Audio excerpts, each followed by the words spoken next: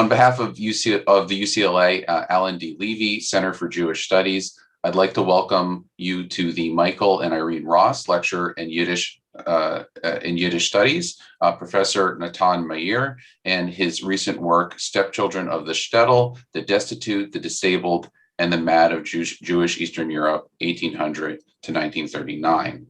His book is available through Stanford University Press and wherever books are sold.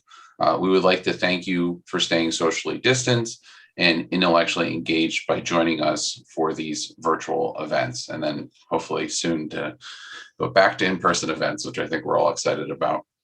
Just a little bit of background about our interviewee today. Natan Meir is the Laurie Loquet Professor of Judaic Studies in the Harold Schnitzer Family Program in Judaic Studies at Portland State University. A scholar of social and cultural history of Eastern European Jewry. He is the author of Kiev, Jewish Metropolis, A History, 1859 to 1914, which came out in 2010.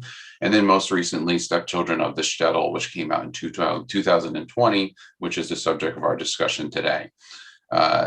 He also serves as a museum consultant and leads study tours of Eastern Europe with a Yelet tour. So to begin our discussion today, your book, Stepchildren of the Shtetl, explores an underappreciated and under-researched aspect of Jewish life in Eastern Europe in the 19th and early 20th century. Could you tell us a little bit, Natan, about how you came to this unique and important topic? Sure. Well, first of all, it's good to be with you, Jared. Grateful for this opportunity. And I'm always glad to talk about my book, of course. So my first book was a study of the Jewish community of Kiev in the late imperial period. So in other words, in Tsarist Russia from the 1860s up until World War I. And that study put a lot of focus on the institutions of the community and especially the leadership of the community. So there was a lot in there about some relatively wealthy people and people who had power in the community. And one of the aspects of Jewish communal life in Kiev that interested me in particular was philanthropy and how many philanthropic institutions there were that had been established by Kiev Jews. And I started getting interested in the people they were serving, and they tended to be poor people. They were discussed kind of in the aggregate in annual reports, but you usually didn't come across their names and you didn't really know much about them. And that piqued my interest. And I was kind of curious to find out more about the people on the very bottom of the socioeconomic ladder. And I think that was part of what led me into this project, which is obviously about those at the very bottom. And I think from a personal perspective, my own experience as a gay man has piqued my own curiosity about marginal experiences in general, about those who are pushed to the margins of society for various reasons. And also some personal experiences with people who are struggling with mental illness. That was also something that led me down this path. So it's been a really, really fruitful journey. I mean, obviously a book came out of it, but the topic really held my interest all the way until the publication of the book. And even today, it's just really fascinating to me. It's kind of endlessly rich, and obviously I'm, for that reason, very happy to be able to share some of it with others, and always happy when other people are interested in that, in that kind of in the kind of research I've been doing. That's great. I mean, I think that personal dynamic and we even say that love and that care, I think, really shines through the work. So it's really special to hear the background behind this project. So your book refers to, and this is in the title of the book, refers to the destitute, the disabled, and the mad. And throughout the work, you write about a range of marginalized groups in Eastern European Jewish society. So I'd love to hear more about how you came to kind of define or demarcate these groups. Were there any, troubles or issues or complicated moments of trying to decide who to include or not to include in your study? Yeah, it wasn't at all clear from the outset exactly who these people were going to be that I wanted to write about, what categories of marginalization I was encountering. And I consulted with various colleagues at the outset. At that time, I was still living in the UK. I was teaching at the University of Southampton, and I happened to then get research leave to go to Israel for some time. So I was able to consult with colleagues in various universities in Europe and Israel, eventually also in North America. And that was really, really helpful. People just kind of giving me some sense of, from their own research, of what I might be encountering. And then at the same time, I was beginning to do my research, beginning to wade into the sources, the Hebrew press, the Yiddish press, some of the literature. And at first it seemed kind of overwhelming because I seemed to find so many different categories. Not only were there beggars everywhere, and by I mean everywhere, I mean kind of on the page of the Yiddish newspaper in 1905. It's like, there's beggars were being written about on the street in articles. And then there's the feuilletons and the short stories, the literature that's also featuring beggars and poor orphans and widows. And I thought, okay, well, if I'm going to be writing about widows and orphans, then that could be a whole other book. And for a while, I was interested in servants because it seemed to me that there were many, many poor Jewish men and women who served as servants at one point or another. And you also come across them very often in the literature. And then there was a category called villagers, yeshuvnikis, who are the kind of the rural Jews, who still need to be the subject of some scholarly study because nobody's really studied that thoroughly. They're very interesting in and of themselves. But gradually, I began to narrow it down, which obviously had to be done because it was too much, but also I started to think about it more systematically and to try to think about, okay, how am I going to define what marginalization means? Obviously, I had to read about this idea of marginalization in European history and sociological literature and so on and so forth. And gradually, I came to the understanding that in this case of Jewish society in Eastern Europe, it really had a tremendous amount to do with economic self-sufficiency. And for example, widows don't always fall into that category because if they remarry, then they can regain economic self-sufficiency. Orphans who are not poor often also, have the same kind of success in life, but it really has to do with livelihood. People who can, for some reason, never really have a proper livelihood. Those are the people that I'm talking about. And that's, by the way, often very connected to marriage, and that was, of course, really a normative state in Jewish society.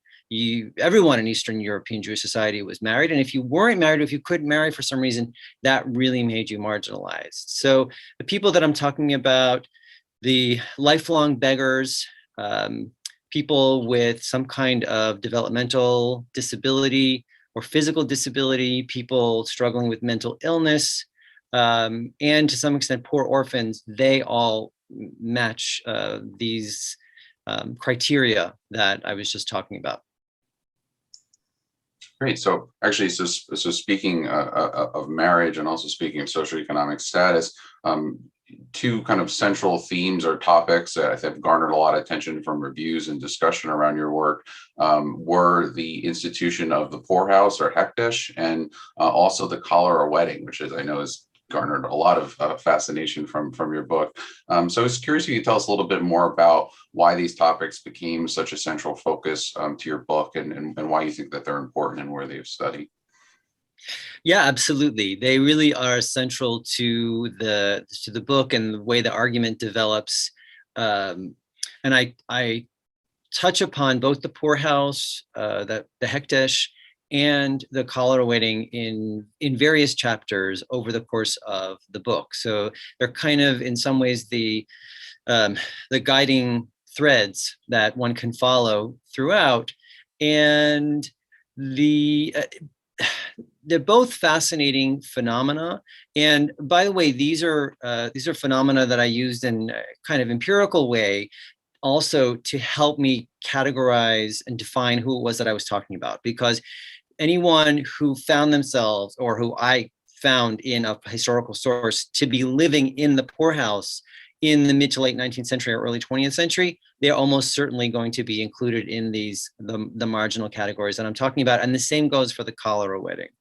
I'll just explain them very briefly. That the poorhouse had a very long history, going back all the way to the early Middle Ages in Jewish society, and probably even before that.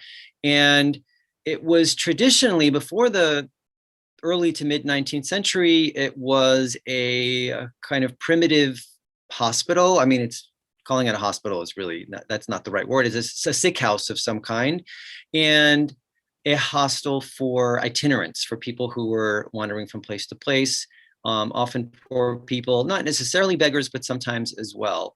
And what I traced in the sources, or what began to emerge, is some kind of transformation of the hekdesh, of this poorhouse, into a kind of almost a warehouse where the marginalized of the community were just cast out. It was no longer a respected community institution, but it was both physically and often kind of metaphysically on the very margins of the community. People didn't tend to pay it much mind. And by the mid to late 19th century, it's usually described as being just a horrific place to live. It's usually very dilapidated. The people who are living in there are very poor. And if they're sick, they're often not well taken care of. That's often the description that we get. And the Cholera Wedding was also an institution, a different kind of institution, not a place, of course, but an event that emerges in the early 19th century and then gains steam in the mid to late 19th century. It's a magical ritual to try to stop an epidemic. And the way it works is you take two of the outcasts of your community, you marry them to each other in the cemetery. And it's a very, very multi-layered, very rich ritual that I explore at some length in the book and try to take apart from all different kinds of angles, anthropology, the history of Jewish mysticism, things like that. There's a lot that goes into the Cholera Wedding. But I tried to use both of these institutions as a way to understand what is going on with these outcasts in Jewish society, and why do they essentially become outcasts during what we call the period of modernization, which begins in Eastern Europe, approximately in the 1820s, 1830s, 1840s, somewhere around there. And what seems to happen is that in previous eras, these categories of people had been, to a greater or lesser extent, integrated into community life. It was just understood that they were part of the community. And in part, that's because the Jewish community was so insular in its pre-modern guise. And during this period, over the course of the 19th century, and we can see that in both the Cholera Wedding and the hekdesh, these people are really pushed to the margins of the community. They're ostracized in many ways. And it's often the leadership of the community which is taking the lead in that. And so that I was very curious about why that was, and to what extent that could tell us something about the modernization process among the Jews of Eastern Europe, how they enter into the modern world. So that links very nicely, I think, then with some of the or then we maybe even say the central argument in the book about scapegoating or symbolic or even literal scapegoating of the marginalized throughout or this happens throughout the 19th century. Maybe you could just sort of expand upon that and kind of lay out your central argument and tell us more about how you came to it. Right. Well, it has a lot to do with the relationship between the way the Jewish community, or to be more precise, the progressive leadership of the Jewish community, or those who would like to see themselves as the leaders. And among those people, you could count the maskilim, the proponents of the Haskalah, the Jewish Enlightenment, in the early to mid and even late 19th century.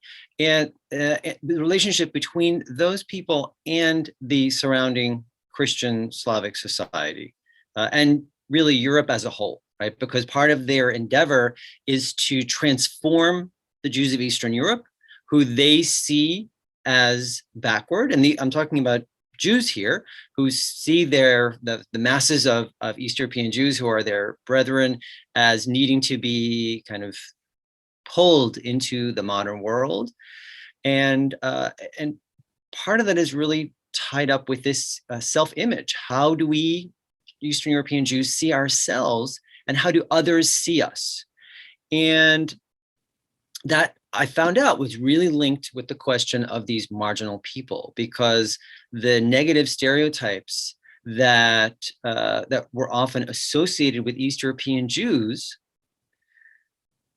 could often be linked in various ways with these outcasts. So, for example, if East European Jews were often called parasites who exploited the Christian society, and that was true. The government officials and other actors in Russian imperial society did call Jews that.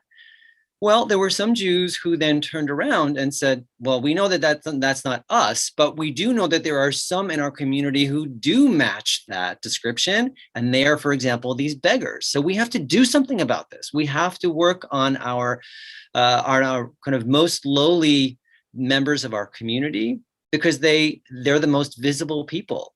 The beggars are the ones who are in the street.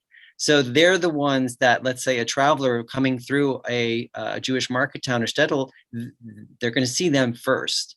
And by the same token, you often have mentally ill people who are wandering in the streets. We have descriptions like this of people like that in Warsaw and other big cities. And so there was a real anxiety among many modernizers, among East European Jews, that they had to do something about these outcasts. And so there is a push to either institutionalize them or somehow or other create a separation between them and the mainstream of the community. And I think that's part of what we see here in the transformation of the hekdesh over the course of the 19th century, this attempt to kind of gather all of these outcasts together and put them in one place so that they are less visible to the rest of the community. And in some ways, they become a scapegoat for the negative ways in which Jews are perceived by the rest of society. The Cholera Wedding has a similar dynamic, although obviously it's different, it's idiosyncratic. And there, the Jewish community, I think, in my interpretation, is using the outcasts as a kind of scapegoat for the cholera itself, for the epidemic, which may or may not have been linked with certain ideas of Jews as bearing disease. That I'm not 100% sure about. It's an idea that I advance in the book, and the evidence is not clear cut as to whether that's the case. But it would make sense. It would line up with the rest of the argument that I'm putting forward. So I guess maybe as a little bit of an aside, somewhat tied to these arguments, your book is very rich in terms of discussing spaces and geographies and the light, really get a sense of feel of a lot of these villages over time. So maybe a few more words about some of the kind of the spaces discussed with regard to scapegoating and some of these other elements of your argument. So I would love to hear more about where the cholera weddings are held and why that's meaningful, and also maybe a little more about the kind of the rural and urban divide and what that means over time in terms of dealing with people with mental illness and other issues. Mm-hmm. Yeah, for sure. I did actually have a very strong sense of geography as I was writing the book, and that got stronger and stronger, both the geography of the individual town, which I describe at one point in the book. I suppose in some ways it's more a metaphysical geography, but it also is connected to the actual layout of the town, as well as the larger geography of the Pale of Settlement, which was the area in Western Russia where Jews were required to live, in addition to the Kingdom of Poland, which was also under Russian rule. And the Cholera Wedding is held in the cemetery, which was often on the way out of the town. And also the hekdesh, the poorhouse, was often sited next to the cemetery. And in some cases, we know that the hekdesh had a kind of alternate use as a tarashtib, which is a purification house for the dead bodies before they're buried. And that links into this symbolic analysis that I try to do of the outcasts of these marginal people with the help of anthropological studies about liminality. And these people were often referred to at the time, and also in memoirs, as half people, as half alive, half dead. So it's not really surprising that the hekdesh was located next to the cemetery, and that they would clean dead bodies there, because the people who lived in the hekdesh were already considered to, in part, belong to the realm of the dead. And that also ties into my explanation of the Cholera Wedding, which, and as I mentioned before, there are a lot of different ways to explain the Cholera Wedding, but one of them is from a religious anthropological perspective, that you're trying to create some sort of boundary between the living and the dead, between the people who are still alive and the cholera itself, or the angel of death, which is which threatens to take the whole town. And the best place to do that is in the cemetery itself, which is obviously also a liminal space, because it's where the dead live, as it were, but the living also come to visit the dead. And the liminality plays a really important role in understanding what's going on with these marginals as a whole, because liminality is, as anthropologists write about it, it's scary. It's a fundamentally scary thing, and people tend to try to stay away from it, or to push it away. It can also, in some cases, be very productive, or we're talking about religious rituals of various kind, and that's where the Cholera Wedding comes into play, because the Cholera Wedding is meant to be a really efficacious magical ritual, and that's where you call upon the forces of liminality. So there's a lot of interesting things going on in the Shtetl itself. We could also talk about, for example, where is the bathhouse located? That's another very interesting space that enters into the conversation. Sometimes it's also located next to the hekdesh. And then in terms of the larger geography, the book is called Stepchildren of the Shtetl, in part because people tell you if you put Shtetl in the title, then you'll get more hits on Amazon or whatever it is. But as you know, much of it is actually set in the Shtetl. But then there's also parts of it that are set in the large cities of Eastern Europe, where there were millions of Jews living at the turn of the 20th century: Warsaw, Odessa, and other cities as well. And there the geography is quite different, because in the Shtetl, obviously it was a wide range of size. So a Shtetl could be almost any size, from a small town to what we would call a small city. But in many cases, the stereotypical shtetl, a lot of people knew each other, and nobody was truly anonymous. Whereas in the city, you can be anonymous. If there's hundreds of thousands of Jews who are making their way to cities during this period, and some of them are going to continue towards Western Europe and towards the United States, and some of them are going to stay in the cities. And there's no institutions to take care of them. There's very few, and that's where they kind of get lost. And what you read in the press is this anxiety about what are we going to do with these poor people and these mad people, these crazy people, so to speak, who are populating the streets. Again, we go to the question of Jewish image, right? How is the Christian world going to view this? In addition to a very sincere concern about these people's well-being. This doesn't only boil down to, I don't want to be cynical about it. It doesn't only boil down to how are people going to view us. It's also a question of values, that were essential to Jewish life for many, many people. How are we going to take care of these very needy people? And there was no way to take care of all of them because there were just too many, and there weren't enough resources to provide for all those people. And that was a serious problem all the way up until World War II. So maybe on the same topic, you and kind of bringing this into the rural and urban divide, you have this really fantastic sort of small kind of anecdote at the end of one of your chapters about this female patient from Voronezh who is in a hospital but sent to the countryside and then eventually sent back, or maybe you just say a few words about that within the context of institutionalization at the end of the 19th century. Yeah, that's interesting. Well, as I mentioned, there was a trend towards institutionalization that was true to a great extent across Europe at the time. And just make clear that we're talking about mentally ill people here, and the spread of essentially insane asylums in the Russian Empire, starting in the early to mid 19th century.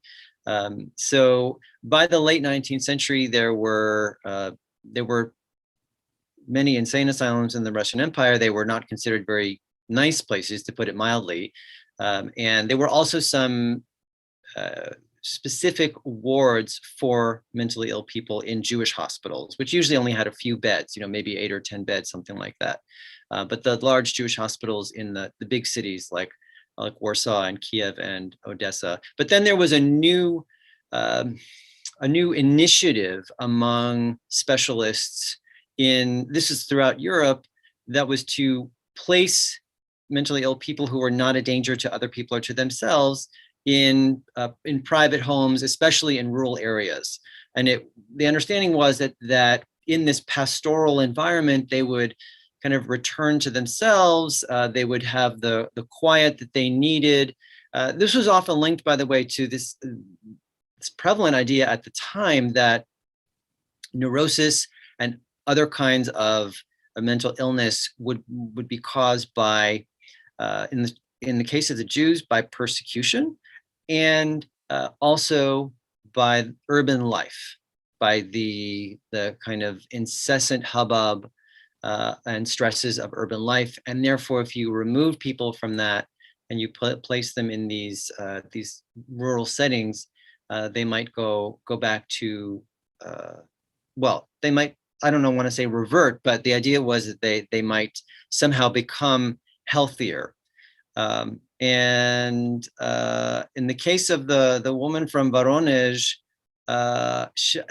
remind me if I'm getting this correctly, because I'm struggling to remember the exact details of that case, but she was doing something previously that people had frowned upon or something like that, and then she returned to that.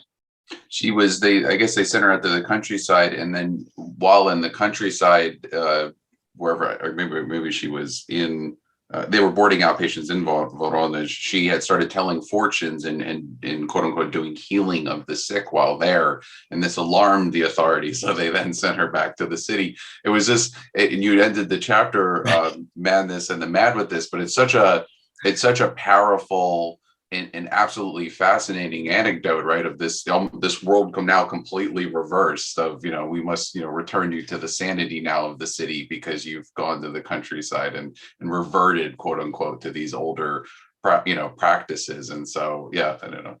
Yeah, right, exactly. So there was an attempt to try to take her away from those practices that were considered unhealthy, unhelpful, and so on and so forth. And she just reverted right back, which is not all that surprising.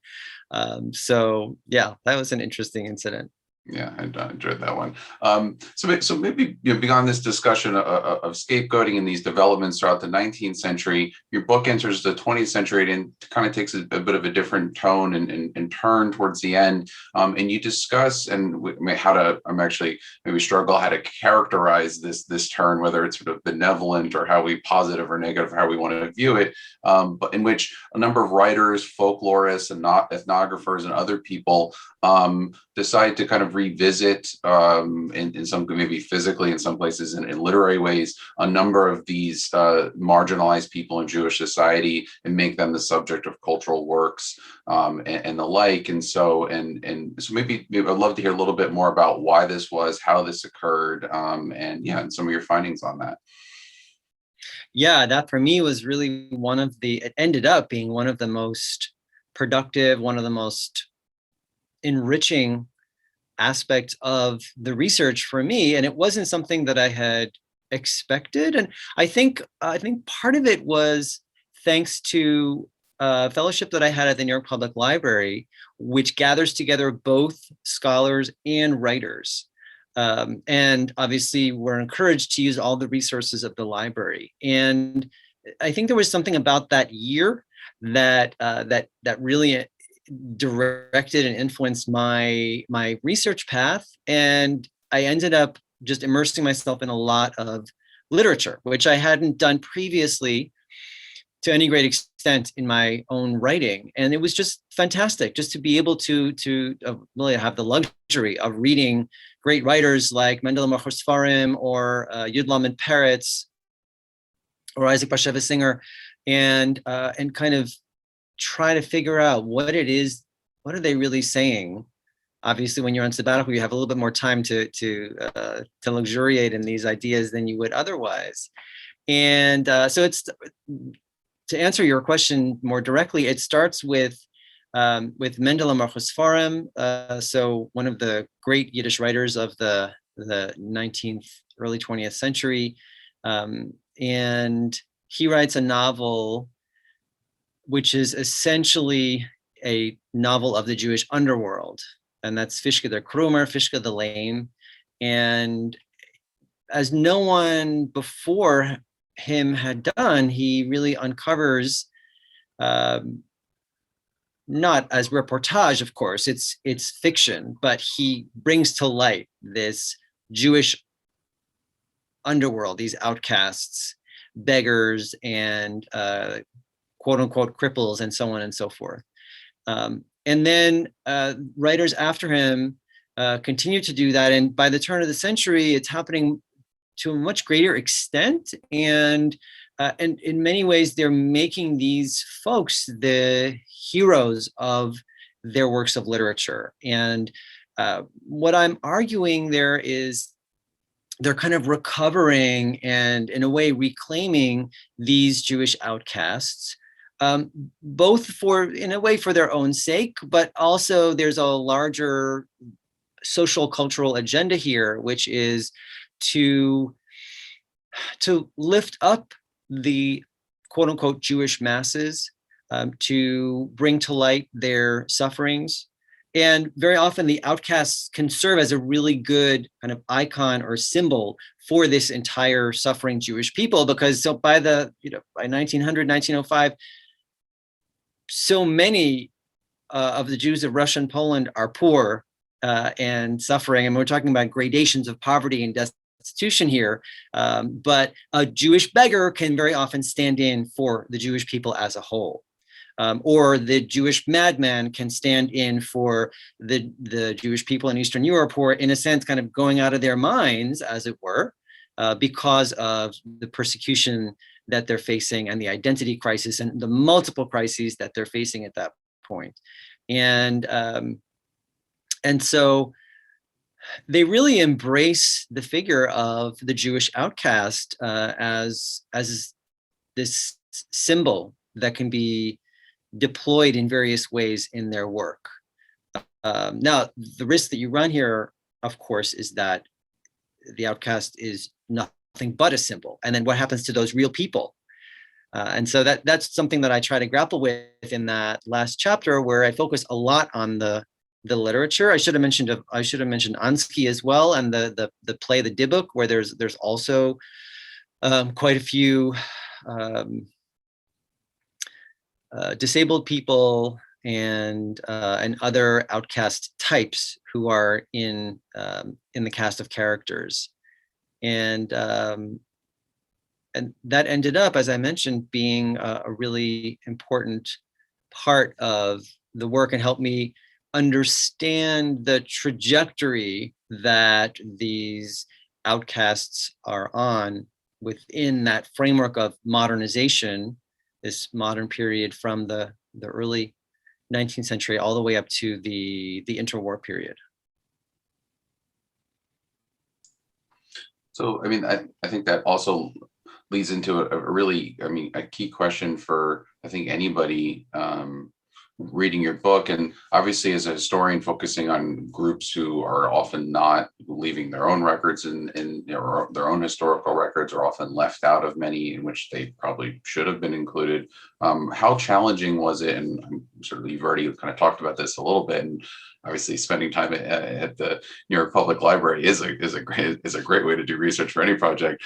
So how challenging was it for you as a historian to find and tell their stories, and of course, feel free to discuss at length maybe a little bit more about the Yiddish literature and how you felt like that worked with, either in complement or sometimes if there was kind of incongruity with a historical record or more traditional historical records. Yeah, the sources, that was definitely both a challenge and a joy of this particular project.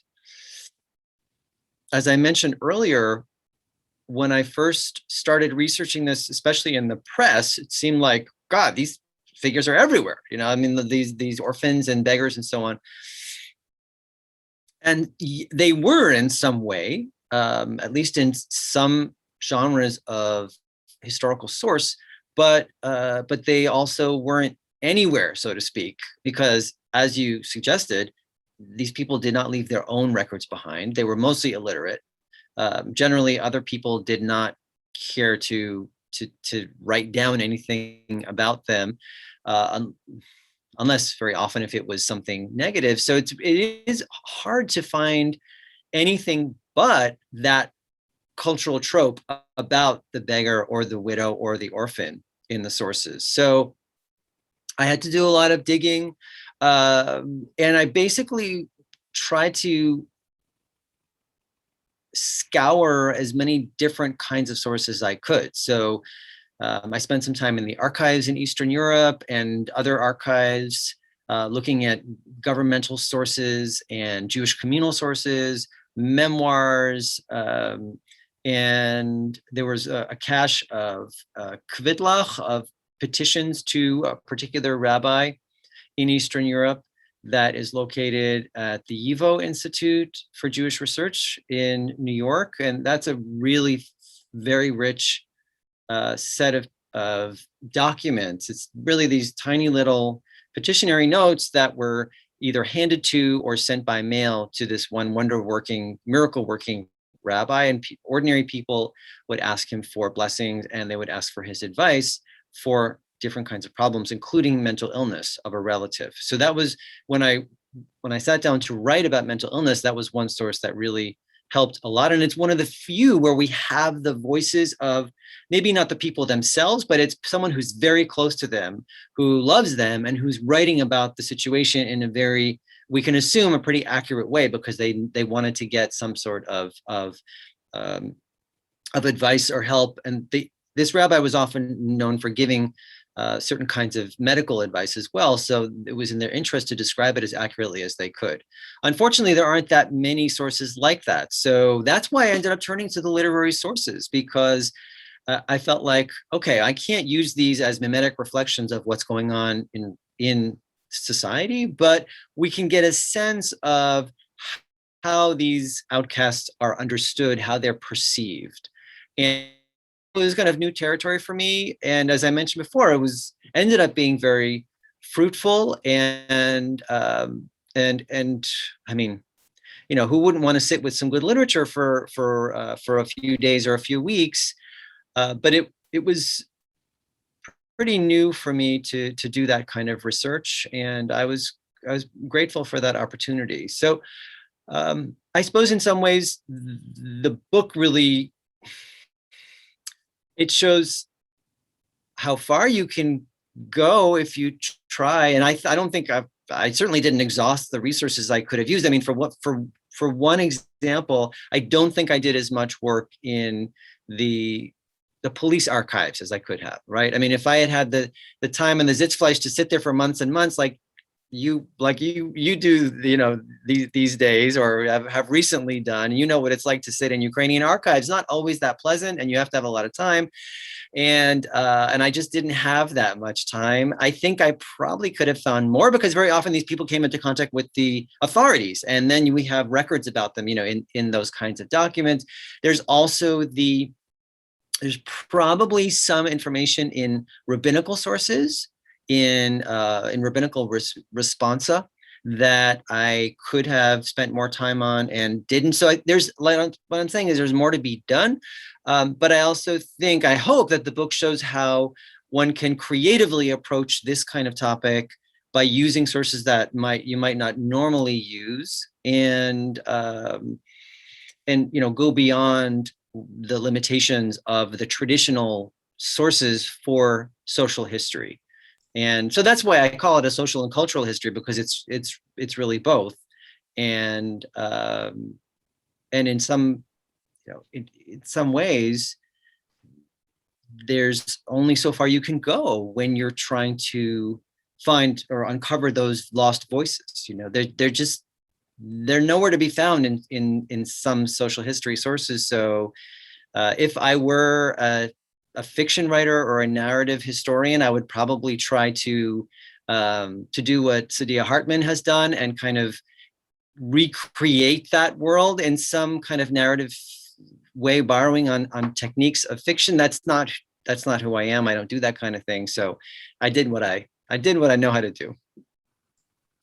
No, that's great. I think this is a wonderful advertisement for younger historians, or maybe older ones, to find ways to work literature into your project if you can. I think that would be good for all of us. So hopefully, and also, I think your comment too about limitations is also an important one for young scholars out there working with topics, and knowing where to find, where that line is, or where that wall is, and then something shifting your focus to other sources. And something we had even talked about briefly too was just even Yizkor books make this appearance in your narrative as well, which I know from another angle. And we had joked that, reading the second half of the Yizkor book about all the terrible things that happened, but whereas you were using the first half, where even these figures are showing up in early chapters there, where they're describing Jewish life in this region before the war. And so I thought that was, again, a testament to the really fantastic research methodologies that you show throughout the book.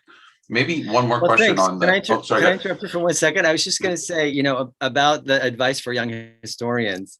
This reminds me of what, we had a conversation the other day, and you mentioned to me that one of the reasons you liked the book was because you thought it wove together sources seamlessly.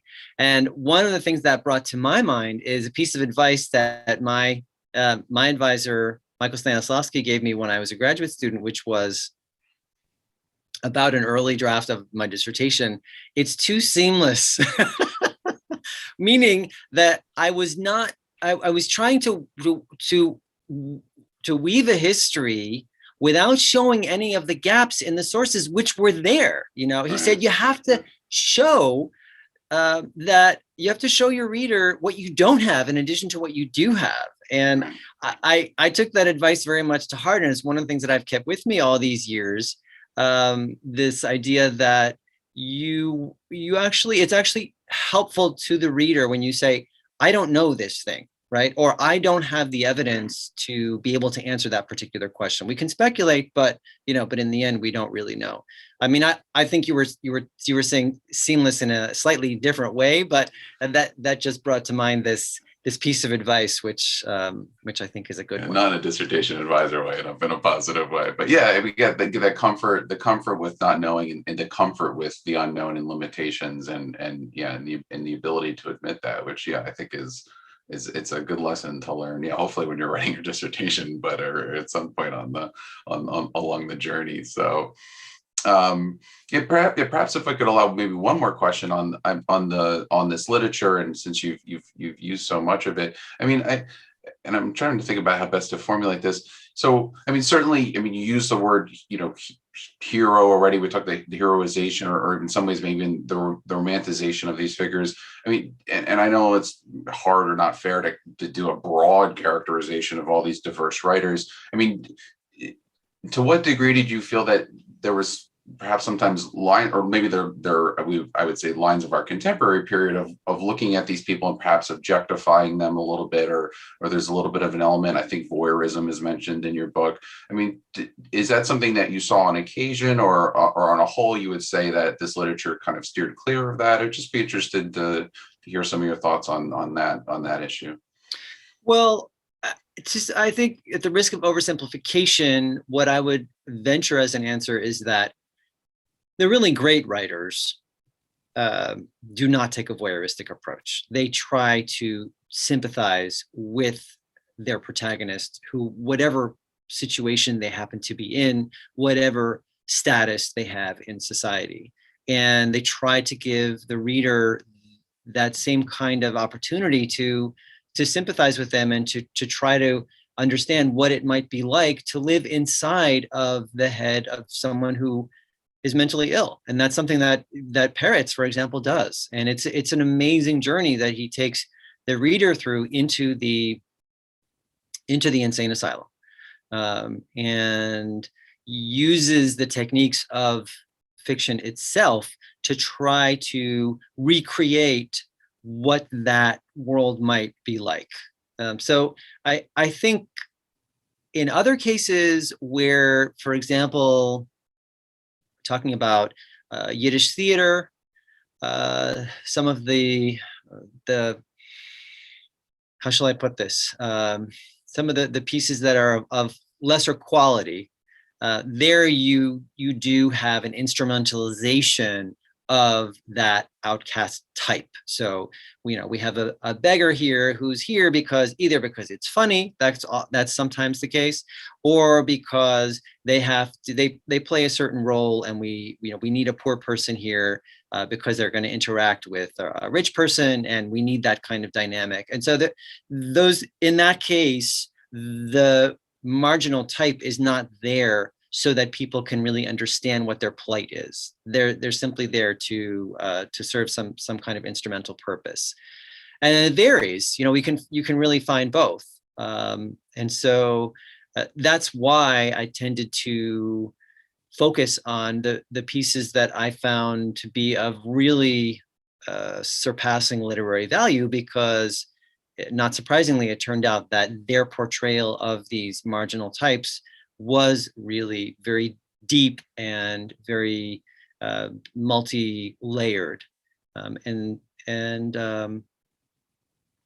I think that really obviously tells us a great deal, not only about how those outcasts were understood and were seen in their own day and age, but it also tells us about that particular writer himself. In this case, it was only men, as it turned out, who wrote the works that I was looking at. Although if one were to do a thorough survey of this topic in Yiddish and Hebrew literature, you would find both men and women writing about the outcasts in some way. Sure. I guess it's to say a lot of the writing has aged well, and so that's yeah, not a surprise for those of us who have had the chance to engage with this literature. So not a surprise at all. So maybe to kind of actually bring us up to the current moment, and as a final question here, you had written a public piece discussing the Cholera Wedding in light of our contemporary situation during a pandemic. And yeah, I was just curious to maybe you would want to share some of those thoughts with us about that particular event and how that reflects on the present. Yeah, absolutely. So obviously, when I was doing my research on the Cholera Wedding, little did I know that this was going to become so relevant, and I certainly wish it hadn't. But obviously, with the onset of the pandemic last year, talking about magical remedies for an epidemic was something people were very interested in hearing about. And I thought to myself, I think I have something to say about this in a kind of larger sense to make it relevant to what's going on in today's society, but I couldn't quite put my finger on it. And then at some point last April, I think it was, I kind of just sat down one night and I realized what it was, and I wrote this piece, which is actually relatively short, but it was really a kind of a thought piece on the Cholera Wedding, which, of course, in a physical sense and a communal sense, places the outcasts at the center, because the bride and the groom are the ones who are being married off by the community. Usually it's the way I interpret the ritual, it's essentially against their will. They didn't have any say in it. They were being instrumentalized by the community for its own purposes. And so it's not the kind of ritual that we would want to repeat in any way. But I argued that maybe we can reclaim the idea of putting the marginal people at the center of the community during a crisis, like an epidemic. And the relevant piece here is that we were then in the midst of a societal discussion about, not only here, but also in Europe and other places, about what to do with the most vulnerable people who at that point, it was becoming clear, for example, people of color, poor people in this country were dying at far higher rates. They were exposed to COVID at higher rates, and they were more susceptible to it for various reasons. And there was this whole discussion, to some extent still continues, I suppose, about closing down, doing a lockdown versus opening up the economy. And my feeling was those calling for the economy to just be opened up and let the chips fall where they may, essentially, that was saying, we don't care if the most vulnerable die. And in some ways using them as not quite as a scapegoat, but something along those lines. And it was really, to me, it was really redolent of what happened in the Cholera Wedding. And I suppose today what we're seeing is in some ways the same thing, only it's now along international global lines, where we have the richer countries that have the vaccine and poor countries in the global south that generally don't have the vaccine and are really struggling.